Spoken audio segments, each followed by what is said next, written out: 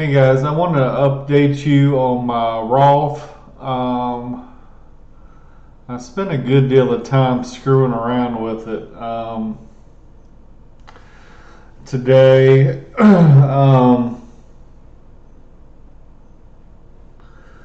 Basically, I had BAK at 40% and it's very close to that, so it's probably going to be, it would be buying more shares here soon. Um, Although that may not be a bad idea, I do think it's going to be raining soon.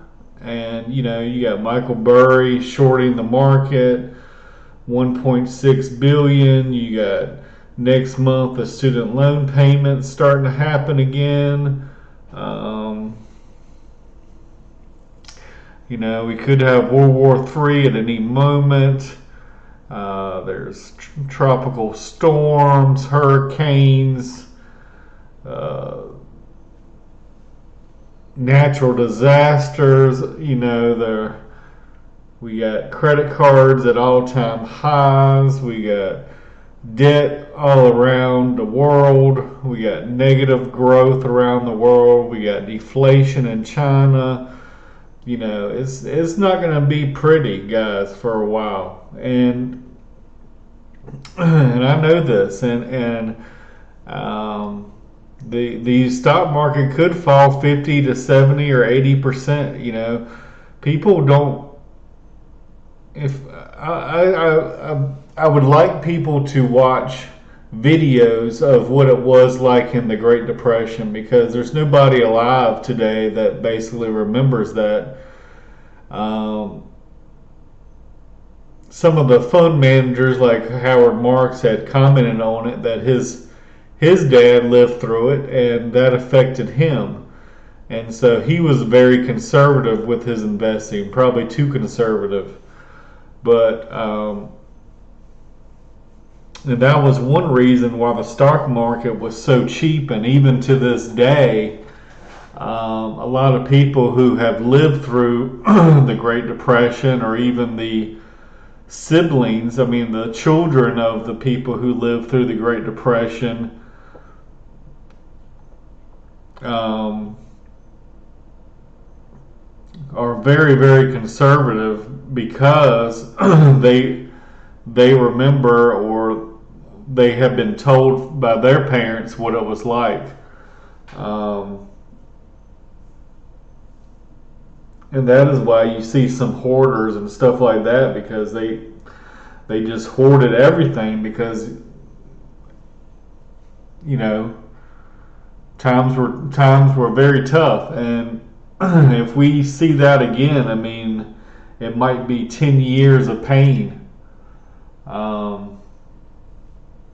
so I think and also 40 years ago, we had low interest rates and the baby boomers, and it was just like 40 or 50 years of just bull markets, and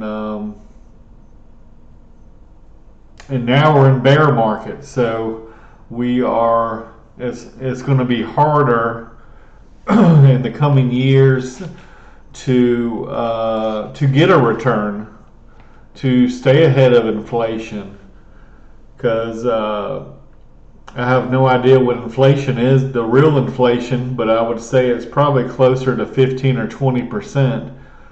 It's not hard to beat 2% inflation, but when you're getting 15 or 20% poor every year, you're bust in 5 years. So, well, actually, your purchasing power, you're bust in 5 years. If you lose 20% of your wealth every year for 5 years, you're basically broke. Um, I'm not sure if we're going to be able to make 20%, but we're going to try, and even if we only get 10 or something, at least we're not losing 20% every year. But yeah, I don't know when this like I said, the market should crash every 7 years, and every time we should have crashed, we get bailed out, we get a stimulus of all kinds of borrowed money, and we still got to pay interest. We still got to pay back the principal and interest on these debt payments. But anyway, I want to be doing something rather than nothing and just sitting around and doing nothing. But I do know there's storms coming. I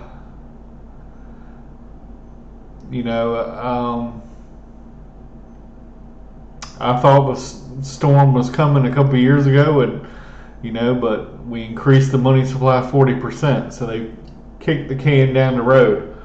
But sooner or later, it's going to be time to pay the piper, and unfortunately, it might be our kids and grandkids who actually have to pay the bill.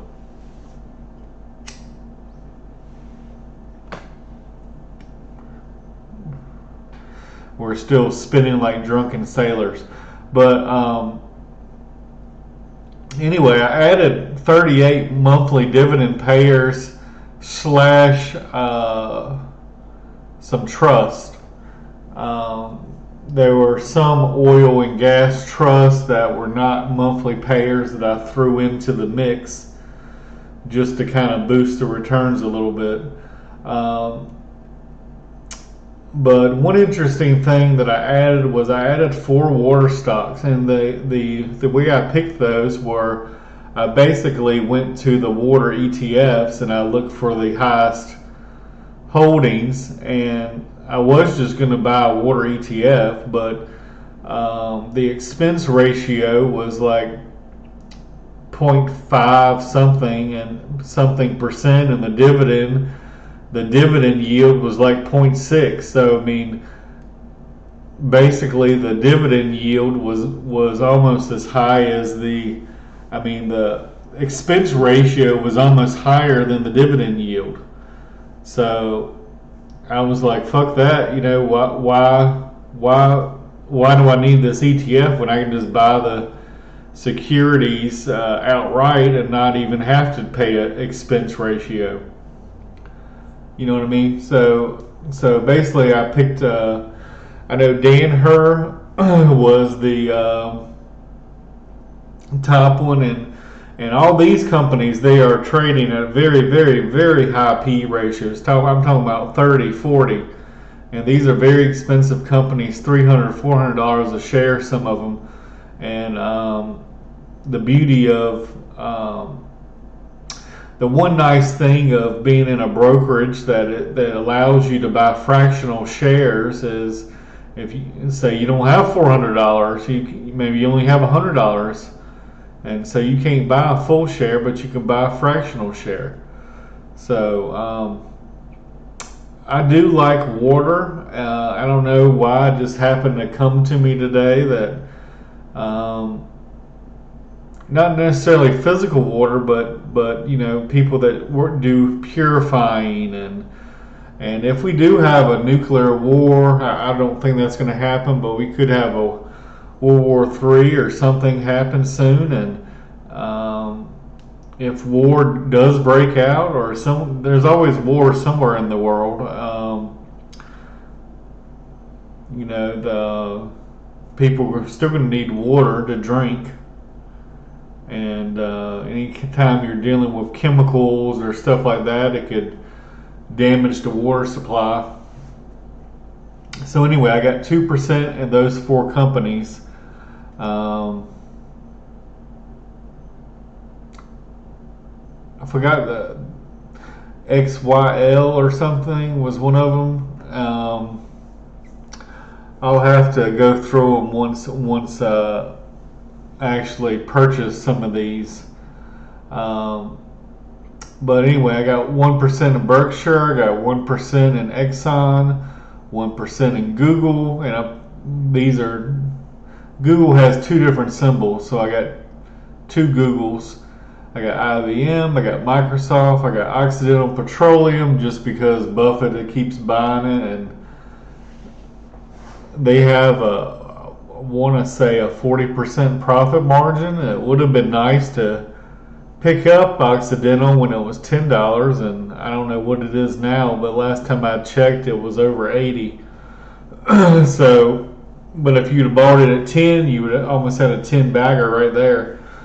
Oracle, just because I know that it's going to rain soon, I wanted to buy ETFs that own the physical gold and own the physical silver. So I got two ETFs that own physical gold and physical silver. I got the U.S. Total Bond Market, which is BND. Also, back to commodities, I wanted U.S. oil and natural gas. I got U.S. real estate. That's the ETF from Vanguard. Another Vanguard VOO, S&P 500, and Warner Brothers Discovery. I really liked Discovery a couple years ago, and then they had a merger with Warner Brothers, which I really wasn't happy about. But I do think Discovery is undervalued. Now a lot of these other ones, Oracle has gone up crazy from when I bought it before. It was probably, I have no idea what it is now, but when I had bought it around the pandemic starting, it was probably $40, and now it's probably 80. Exxon, like I said, we're going to be paying a premium. When I had bought it before, it was probably $40, and now it's like 112 or 111, somewhere around there. And Berkshire, I think, is when I had bought it before, it was like 170, and now it's probably closer to 400. But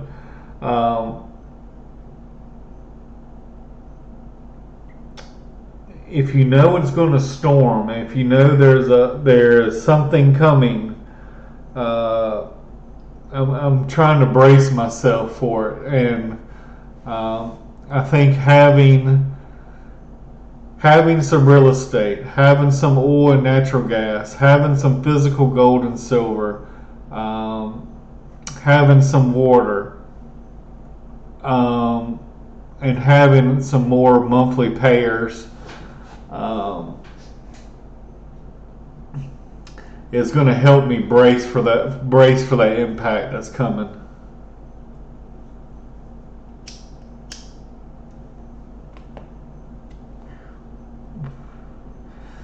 There was I think I did a video on this one guy. I'd like to probably play the whole video because I didn't do that before. But this one guy, he's a very, very good investor. He's not very well known. But he's got a great track record, and he manages some very rich clients. So they really don't need the money, but they're just trying to preserve their wealth. They're not really trying to grow it that much. They're just trying to keep what they got, and maybe get a modest return. But his strategy, basically, 60% of his portfolio is in physical gold, which I don't really necessarily like, but by doing that, he basically, his stock picks is only 40%, and then 60% is basically the gold. So that's kind of like his hedge. And even though these are not a big percentage as far as real estate, natural gas, physical gold and silver, and water and stuff, and the SP 500, Berkshire, and some of these other big companies, I think diversifying a little bit. I don't particularly like a lot of diversification, but this current portfolio, I did actually want to add 1% into a Bitcoin ETF as well, but right now I have exactly 100 securities. BAK is one. My picks, it was 20, but I took one out. I took Toro out. I never actually bought Toro, but I did. I was planning on buying it, and so I got 19 in that. I got 5% in each one, except for Petrobras. I got 10%. The monthly dividends and the Roth, these is only two securities, SJT, which has actually got hammered recently. In Maine, Maine is probably one of the best, in my opinion, the best probably monthly payer you can have. It's real estate is pretty safe. Even though I do think real estate will go down 50 or 60% sometime in the near future, Maine has not got hit yet, but at some point they might. I think it's yielding probably somewhere around 6 or 7%. Even 5.6% I'd be happy with. The dividend challengers, I have 20 of the companies that have increased their dividends for the last 5 to 9 years. So they have very low payout. So hopefully,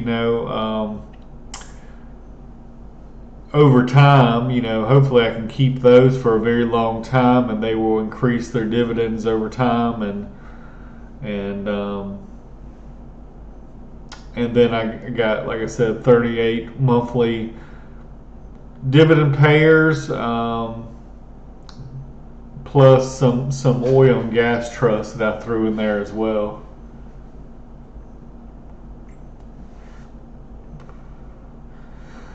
So anyway, I'd like to be able to not mess with this for for a couple years, but sometimes you get antsy and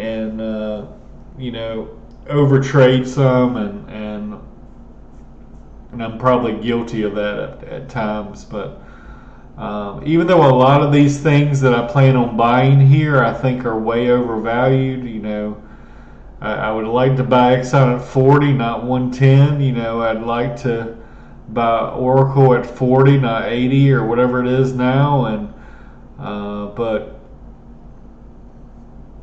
I do think, in the same thing with Berkshire, I would rather have it at 170 than 340 or whatever it is today. But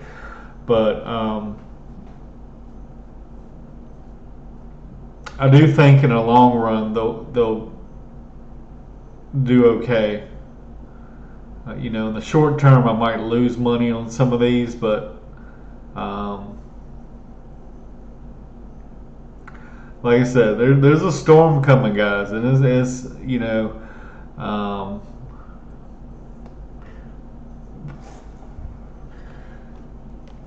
can stockpile cash, but I don't know when.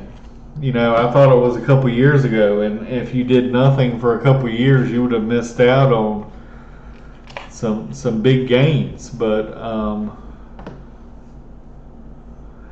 so I think slow and steady, just over the long run, slow and steady is the way to go. And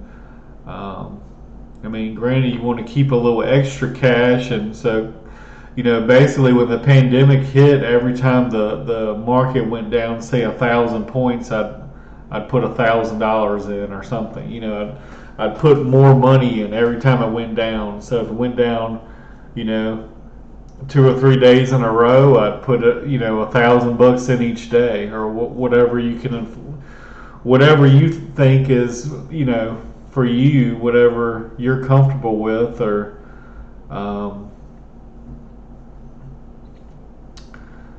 they always say buy the dip, but one thing I will caution on is, let's say the market falls 50% Monday, and and then you buy the dip, and then it falls another 20% or 30% or 40%, and then you buy, you know, you got to be prepared to buy the dip again, So,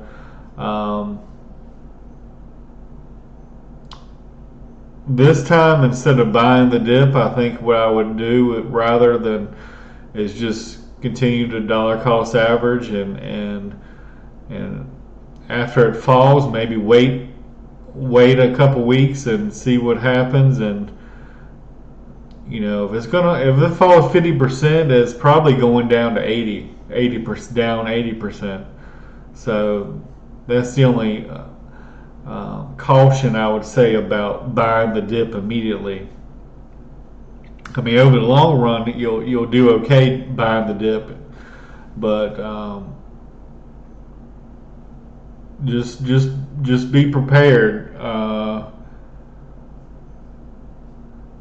Because, like I said, I don't want to I don't want to scare anybody, but I just want people to have their eyes wide open. A lot of people, like I was saying in the beginning, that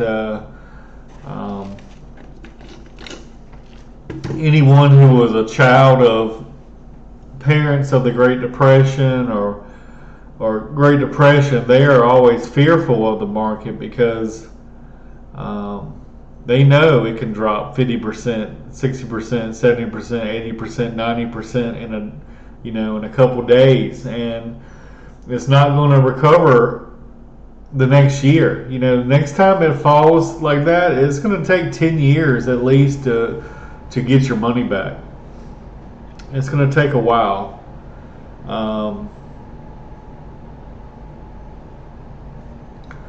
But that said, if as long as you're slow and steady, and when the market goes down, you're not panicking and selling. You're the one buying. You're going to do well in the long run. But the only point I was trying to make is normally, the market falls 1,000 points, you want to be buying because it's going to gain back 3% the very next day. But usually, but this time, if it drops, say 20% in one day, the next day it might drop another 20%, and the next day it might drop another 20%, and the next day it might drop another 20%. And so if you're buying the dip every time that it drops,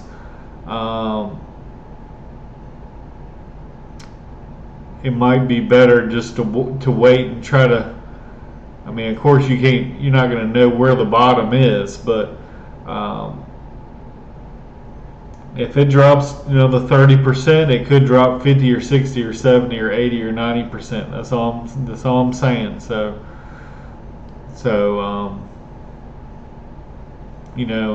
me personally, if I have a couple extra $1,000, instead of doing $1,000 every time the market drops 1,000 points, maybe I'll do $500, and that way I got four rebuys to keep buying the bottom or keep buying the dips, instead of just, if it drops 1,000 and I put 1,000 in, then it drops another 1,000, I put another 1,000 in, then I'm out of the game. Then I don't have any more money to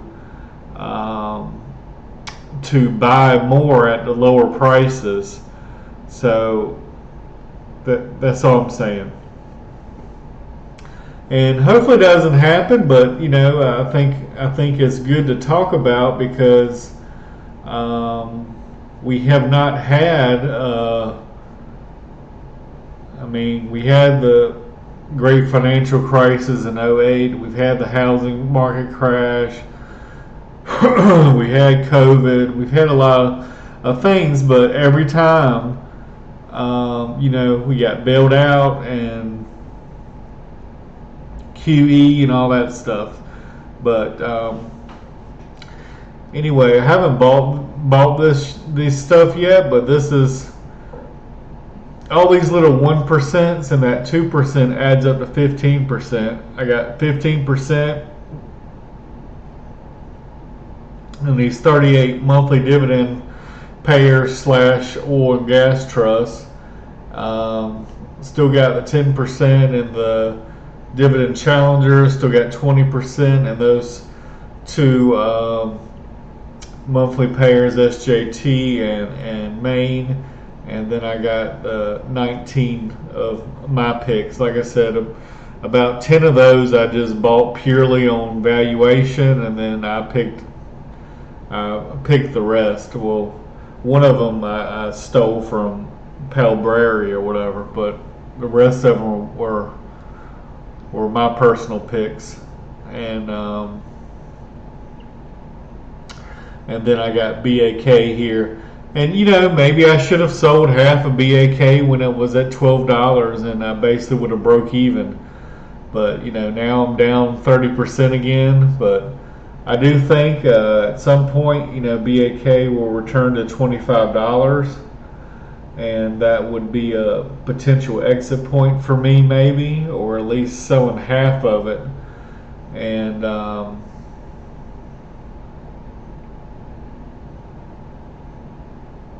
I think they're just one of the biggest chemical producers in the world, and I like a lot of the things that they do, and I do think they're undervalued, even though they're in a risky country with some corrupt leadership maybe at times, but that's the risk you take. You're buying something at 2 times earnings, and these aren't little teeny tiny no name companies either. These are big multi-billion-dollar companies that have billions of dollars in profits every year. So,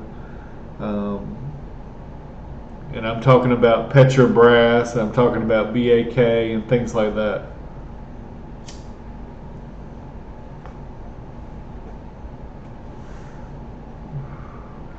But anyway, I just wanted to update you guys, on some of the changes that I was making.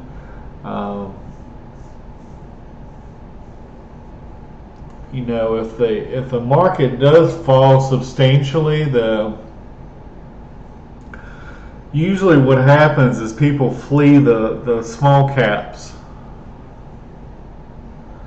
and then go into the big caps. Because they think the big caps is safety. Now that's not always true. It's probably the opposite, but that's what human nature. That's what most people will do. They will drop the small caps and then they will jump right to the big ones. But by adding a few commodities in here, by adding oil and gas, physical gold and silver, some water companies, some real estate, the S&P 500, the total bond market, I'm trying to lessen the blow from any potential market crash. Now I still might get killed, but it should lessen the blow slightly. And hopefully, let's say BAK goes to $25, I can sell at least half, or maybe even sell everything, make a $10,000 profit, and then all these other 1%, maybe I can make them 2% or 3%, or maybe have my picks go up to 40% or something like that.